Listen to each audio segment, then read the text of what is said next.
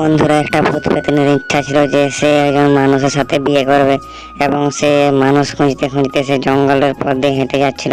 যেতে যেতে হঠাৎ তার মনে পড়ে সে মানুষ কোথায় পাবে।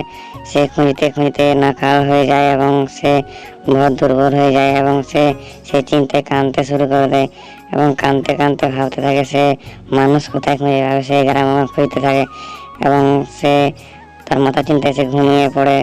এবং তারপর দিন সকালে একটা যুবক রাস্তা দিয়ে হেঁটে হেঁটে সে নদীর পাড় দিয়ে যাচ্ছিল।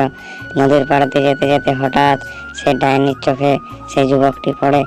সে ভাবতে থাকে এই তো আমি পেয়ে গেছি এবং সে একজন ইচ্ছেধারী সুন্দরী হয়ে সেই যুবকের কাছে যায় এবং যুবকের কাছে এসে হঠাৎ তার কাছে গিয়ে দাঁড়ায় এবং যুবকটি সে মুখ পানে সেদিকে চেয়ে থাকে এবং সেই ভূত পেতনি যে তার সঙ্গে কথা বলতে থাকে এবং যুবক মুখ ঘুরে তার সঙ্গে কথা বলতে থাকে এবং কথা বলার পর সে বলছে আমার বিয়ে করবে।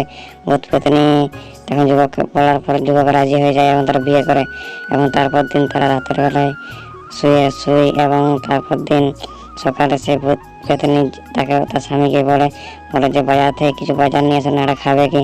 তখন সে চট করে তার হাতে থাকা ব্যাগ নিয়ে সে চলে যায় বাজার করতে এবং সেই যুবক ভূত পেতনির কথা শুনে সে চলে যায় বাজারের উদ্দেশ্যে এবং সে চলে যায় সবজি মবজি কিনতে এবং তার বউ চলে যায় সে তার রান্না বান্নার কাজ মুছাতে এবং থালা বাসন মেজে রাখতে, যাতে সে চলে গেলে সে রান্না